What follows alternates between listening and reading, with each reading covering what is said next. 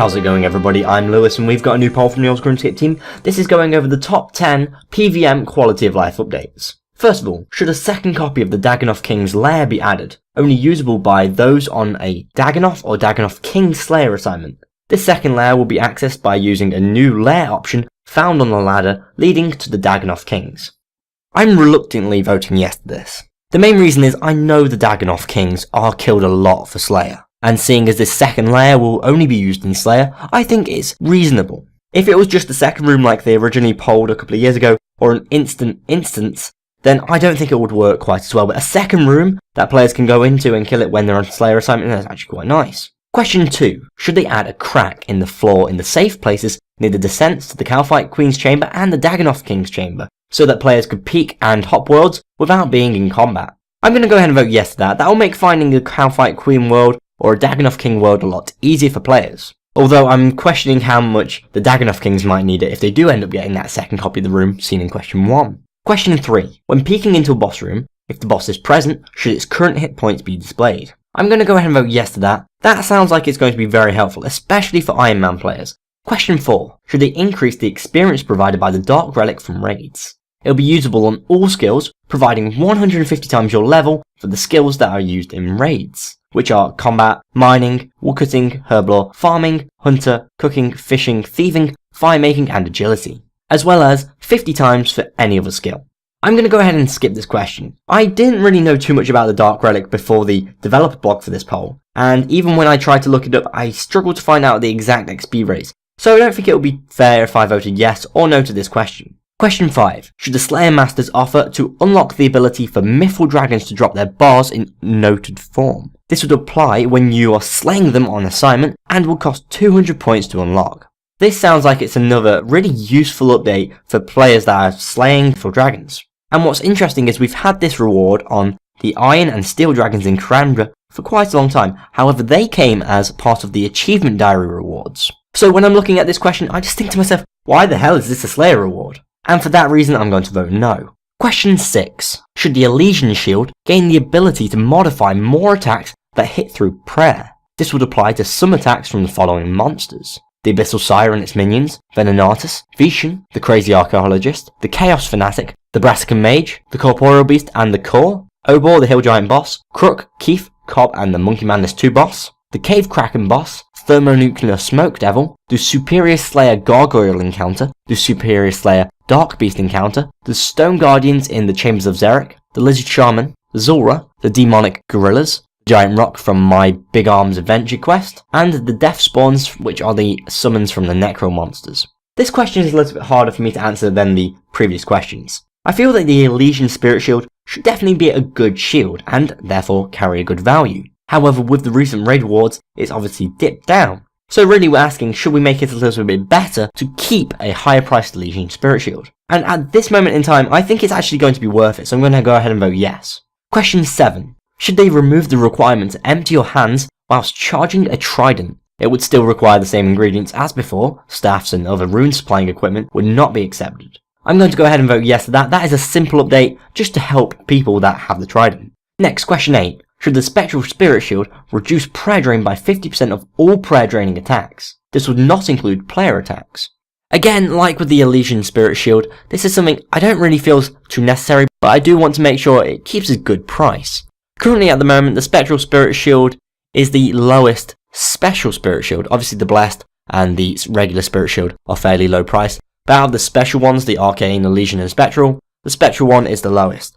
And it is actually half the price of the Arcane, and the Arcane's 1/5, well, roughly 1/5 of the Elysian. So you could say there is a need for the Spectral Spirit Shield to be raised in price a little bit.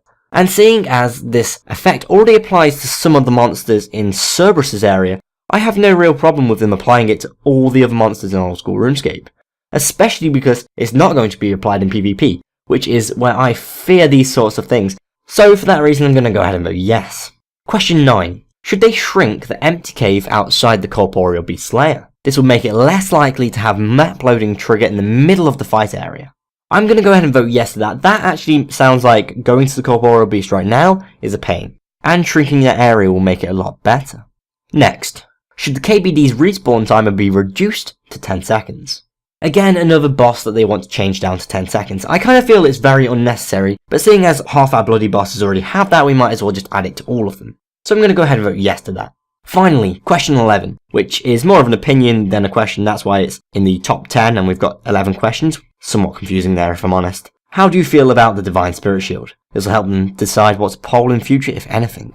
The options are, it should drop as a sigil that's added to an Elysian Spirit Shield to create Divine Spirit Shield, which would definitely help with any price issues people would have with the Elysian Spirit Shield. It should drop as a sigil that's added to the Blessed Spirit Shield as in RuneScape 3. It should not be added to Old School RuneScape, and of course skip question. In my opinion, the Divine Spirit Shield should not be added to Old School RuneScape. It's a very powerful shield, and I'm actually fairly uncomfortable with the Elysian Spirit Shield, but seeing as the Elysian Spirit Shield could potentially get a buff from question 6, then I think that makes the Divine Spirit Shield even more unnecessary. So I'm going to go ahead and submit my votes, and then we can check out the results. So far we've had 37,243 votes, which is a lot more than my past video because I just caught the poll at the start, whereas this I'm catching it at the end. And in fact, I highly doubt I get this video out in time to encourage you to vote in this poll. However, if there is another poll, I will encourage you to vote in that. Anyway, let's check out the results. 91.7% think a second copy of the Dagon King's Lair should be added, only usable on Slayer assignment. 94.5% want the Old School RuneScape team to add cracks to the floors in the safe areas near the descents to the Cowfight Queen's chamber and the Dagon King's chamber. 69.2% want to be able to peek on a boss's hit points before entering a boss room. 85.9% want the Old School RuneScape team to increase the amount of experience provided by the Dark Relic from raids. 91.9% want Slayer Masters offering to unlock the ability for Mithril Dragons to drop their bars in noted form. 79.1% want the Elysian Spirit Shield to gain the ability to modify more attacks that hit through prayer. 90.3% want the Old School RuneScape team to remove the requirement to empty your hand whilst charging a trident. 83.4% want the Spectral Spirit Shield to reduce prayer drain by 50% of all prayer draining attacks.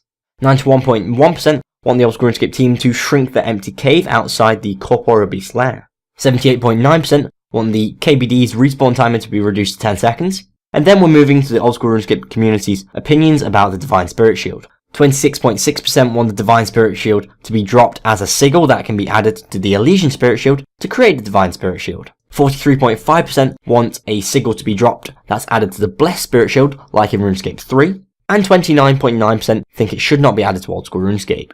This is particularly interesting. I don't know whether or not the Old School RuneScape team will continue pursuing the Divine Spirit Shield at this moment in time. We do have 29.9% saying it shouldn't be added to Old School RuneScape, which would imply that if they did create a vote for the Divine Spirit Shield, over 25% of the players would say no, which means it won't get the 75% to get into the game. It's interesting to see everything passing apart from question 3, the one targeted more for Iron Man. If you want to watch my video on the latest Old School RuneScape update, please click here for Silver Jewelry, Tournament World, and Quality of Life. And if you want to watch my developer blog video for this poll, please click here for PvM Quality of Life poll. If you've enjoyed this video, please like and share, and if you want to keep up to date with the Old School RuneScape updates, step box, and polls, please subscribe. I've been Lewis, thanks for watching, goodbye.